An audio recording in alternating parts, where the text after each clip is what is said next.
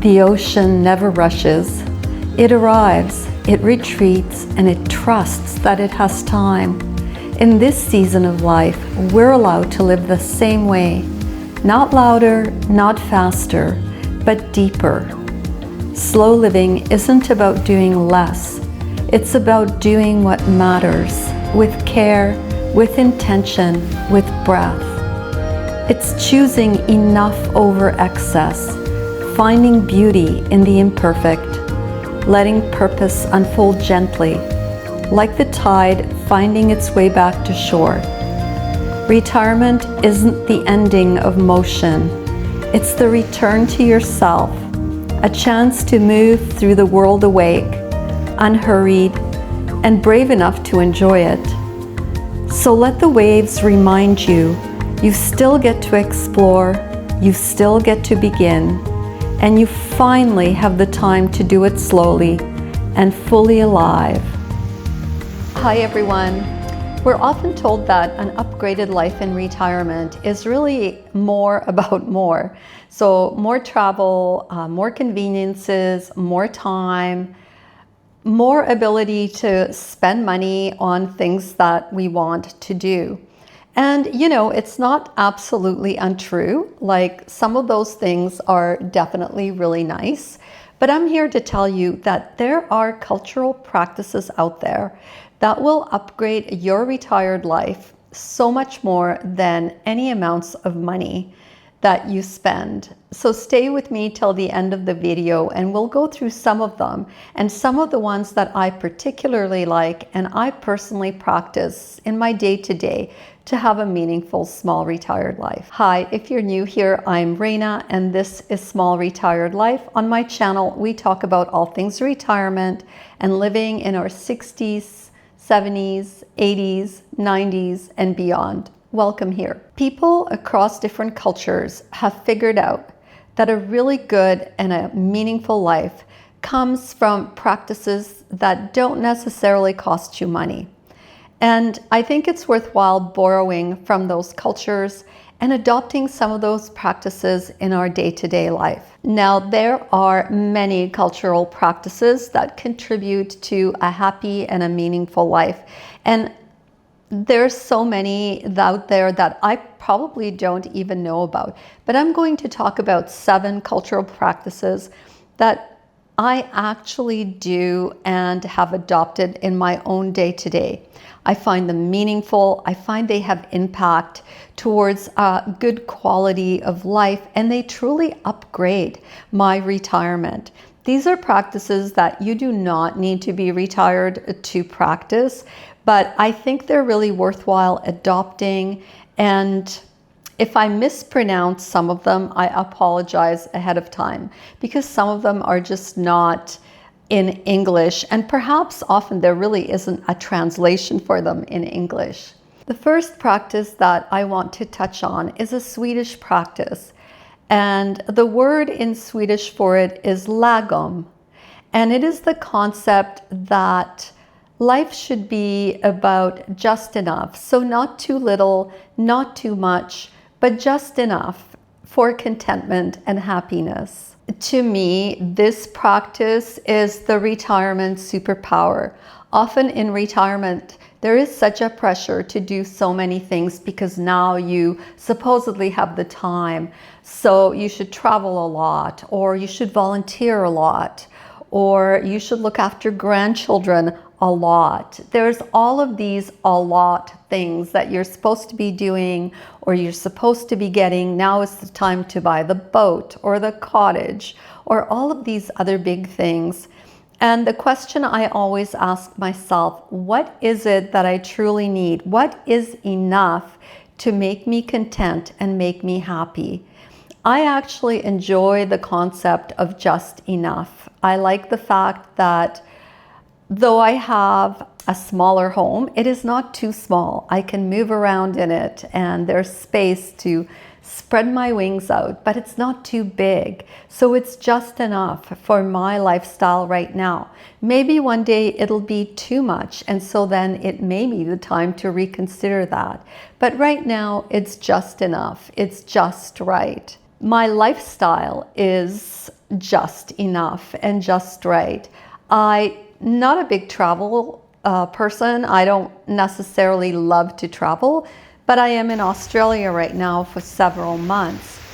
I'm not one to go to different places for a few weeks and do different things all the time. I enjoy just having a little taste of that.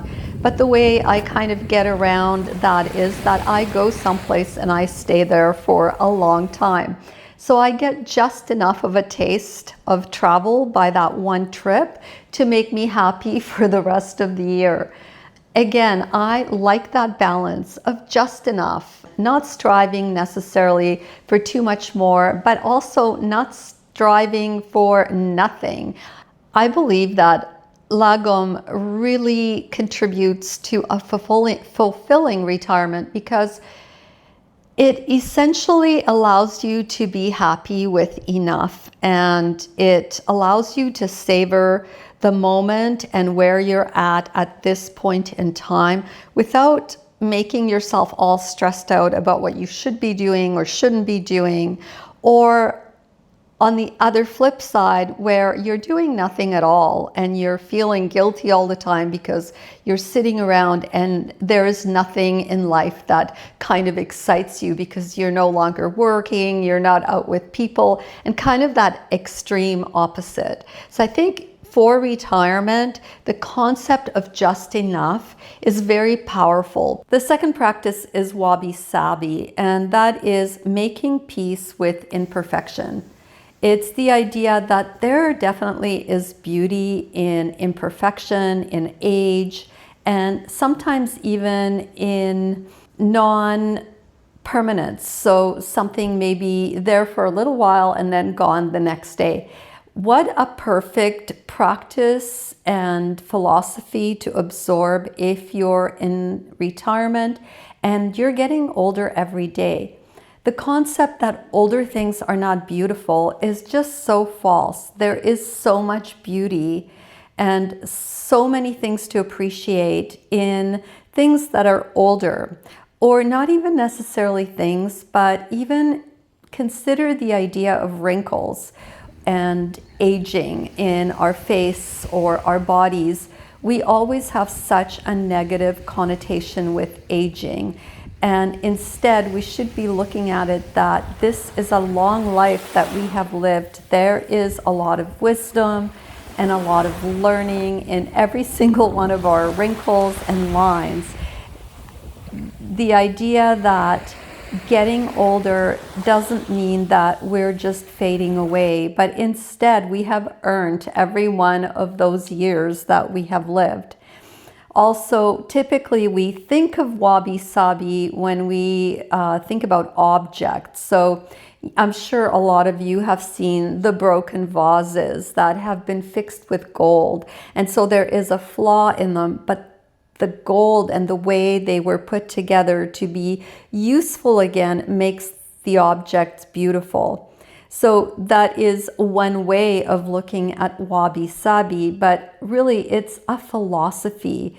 It's about life, understanding that life moves on and things maybe start out as perfect, but as time teaches them their lessons, there's imperfections sometimes that come with that journey. And it's all right. It's okay not to have things perfect. I think when you come to peace with wabi-sabi, understanding that life is a continuum and there is a beginning and an end and things are never perfect. It's all about learning. It's all about experiencing. I think there is a certain level of peace that comes with that. I personally think about this a little more in retirement because I am getting older, and so I no longer see the perfect skin or the perfect hair or the perfect anything. And yet I recognize that I am still who I am, and there is still beauty in my life and in the way I live my life. So I really love the concept of wabi-sabi. The third practice is the Japanese concept of Ikigai. And that is all about having a reason to get up in the morning. It talks about the fact that there needs to be a reason why we get up every day and live our life. And in retirement, this reason to get up in the morning does not have to be big. It is not necessarily about doing big things or going on big adventures or doing something that makes you a lot of money. It's really the small things that should give you a reason to want to get out of bed in the morning and get living your life. Walks along the beach, or walks in a forest, or your cup of coffee, or knitting something lovely, or making a great craft, or spending time with loved ones and friends, those kinds of things. You need a reason to get up and to live and to feel good about getting up in the morning. I think the biggest danger for older folks especially is that there is definitely a lot of studies that show that as people age, they become a little bit more alone and a little bit more lonely. Now, I'm not saying this happens to everyone. There are a ton of you out there that are so social and you're extroverted and you love your friends and you love your activities.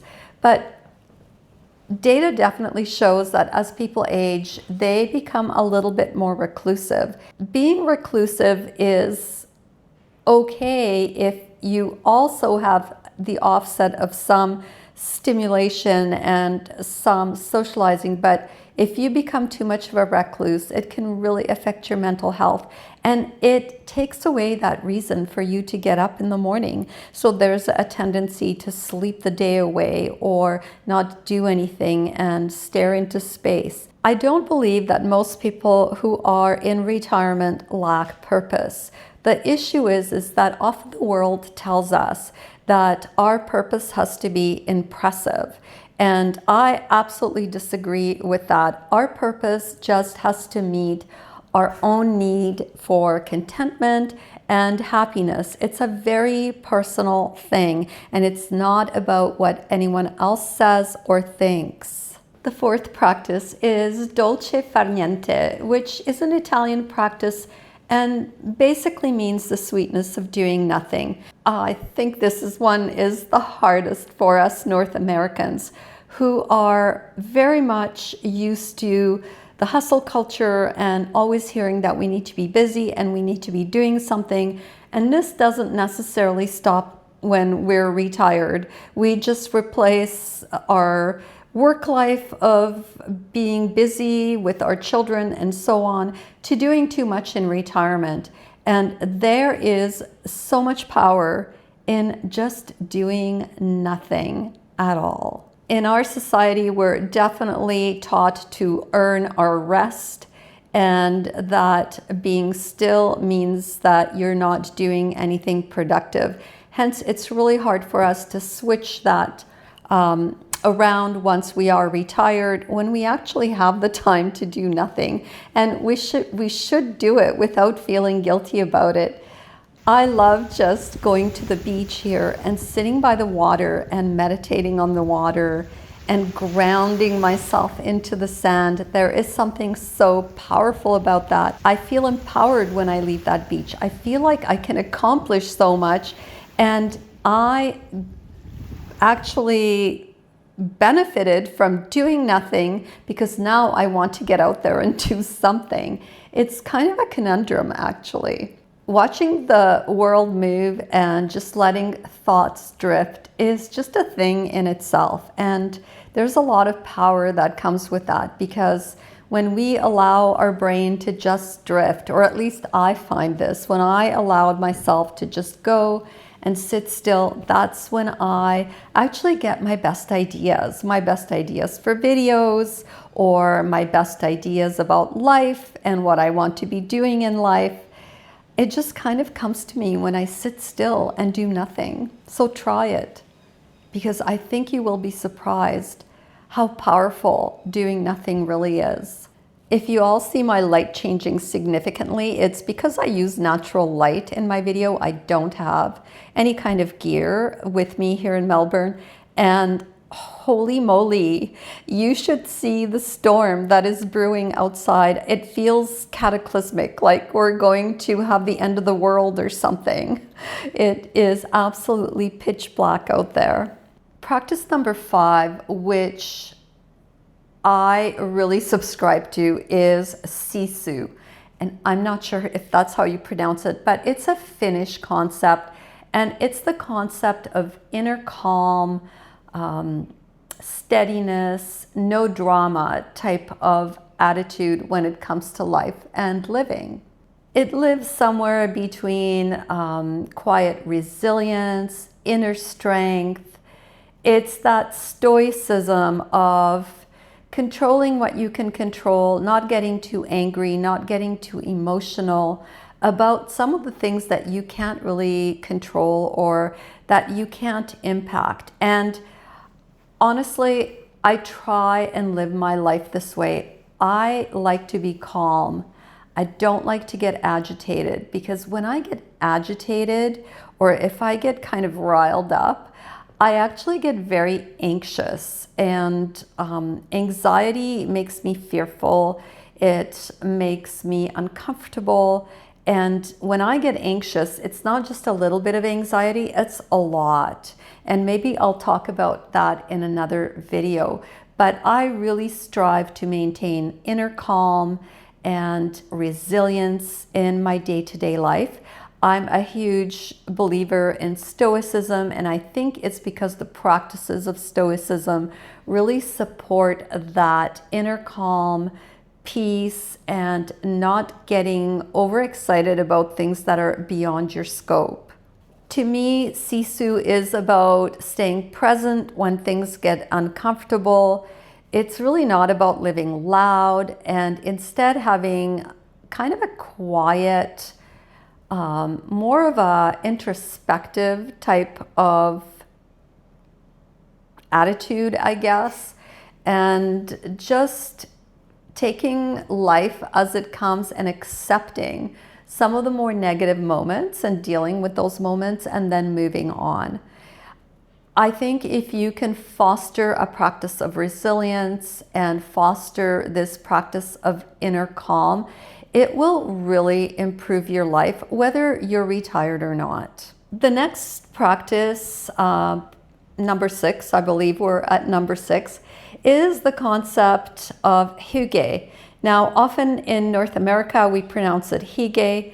I'm not 100% sure what the correct pronunciation is, but it is a Danish concept, and it is often associated with coziness and comfort. It's often associated with candles and cozy blankets and cozy rooms and minimalist Scandi vibes all over the place. But in itself, if you really examine what it means, it's all about safety. It's about feeling wrapped up in homey comforts and a feeling of security. Hygge to me is more about emotional warmth and being at ease and feeling secure no matter where you are.